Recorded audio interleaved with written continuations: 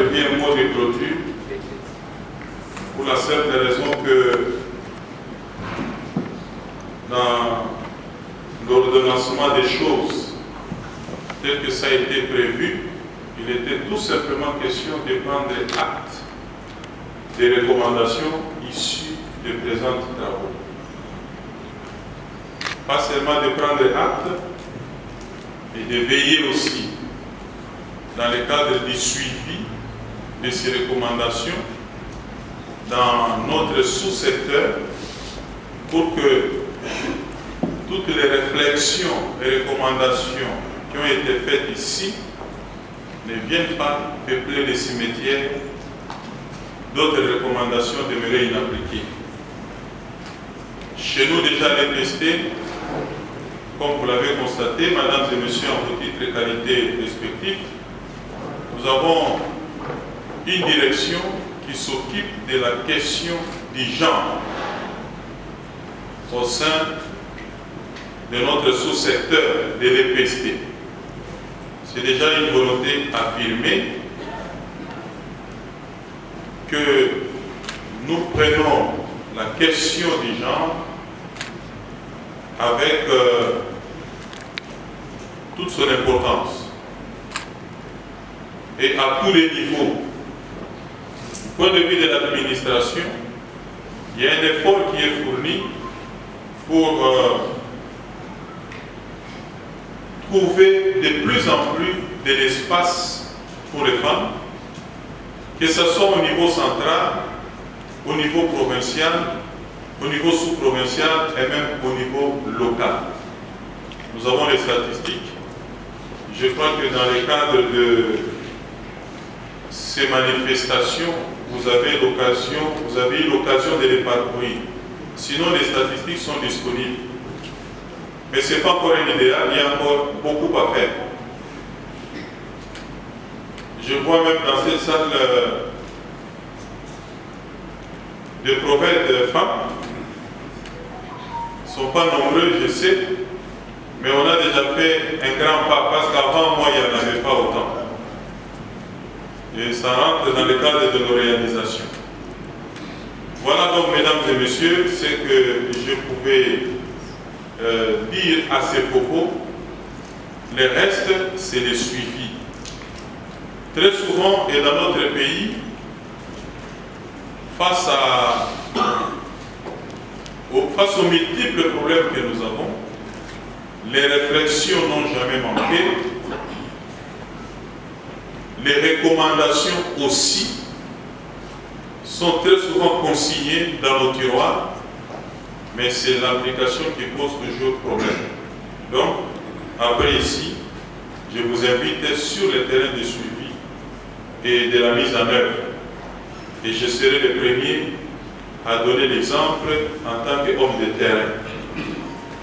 Pour le reste, permettez-moi de vous remercier. La direction qui a pris l'initiative d'organiser une telle manifestation, tous ceux qui ont concouru pour la réussite, tous les participants, non seulement ceux de notre sous-secteur, mais même les administrations qui sont venues d'ailleurs au travers leurs secrétaires généraux que je vois dans la salle et que je salue en passant également. Et je vous dis tous merci, et par ce mot, je déclare clos cette manifestation et plus rien après moi, et je vous demanderai tous de quitter la salle. Merci. En quelques lignes, l'importance de ces assises. Bon, je pense qu'il a été question ce jour au ministère de l'enseignement primaire, secondaire et technique de clôturer le mois de la femme dans ce beau cadre de Sainte-Anne sous le haut patronat de son Excellence, Monsieur le ministre de l'enseignement primaire, secondaire et technique, le professeur Tony Mwabakazadi. Et de là, les femmes ont fait des témoignages sur leur, présence professionnelle au niveau de notre ministère. C'est-à-dire quoi? C'est-à-dire que notre ministère de l'enseignement primaire, secondaire et technique a fait des avancées considérables sur la désignation, l'affectation, la promotion de la femme. Et les statistiques qui ne sont pas à minimiser, ce sont des statistiques considérables. Et à la fin du compte, il a été honorablement donc enregistré qu'il faudrait que maintenant le suivi puisse être fait à tous les niveaux, au niveau central, au niveau provincial et au niveau local, pour que les femmes qui se trouvent à tous ces niveaux-là, les meilleures d'ailleurs, les performantes, puissent nécessairement accéder au poste de commandement.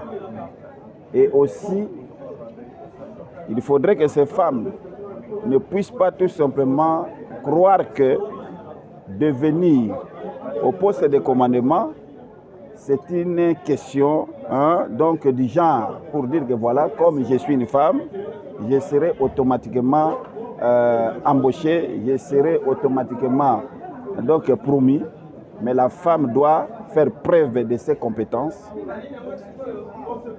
de ses qualités et de son professionnalisme. Raison pour laquelle il y a eu beaucoup de recommandations qui ont été formulées par les femmes aujourd'hui et que son Excellence, Monsieur le ministre de l'Enseignement primaire, secondaire, technique, le professeur Tonimwa Bakazadi, a capitalisé toutes ces recommandations. Il a acté et il a dit qu'il serait le premier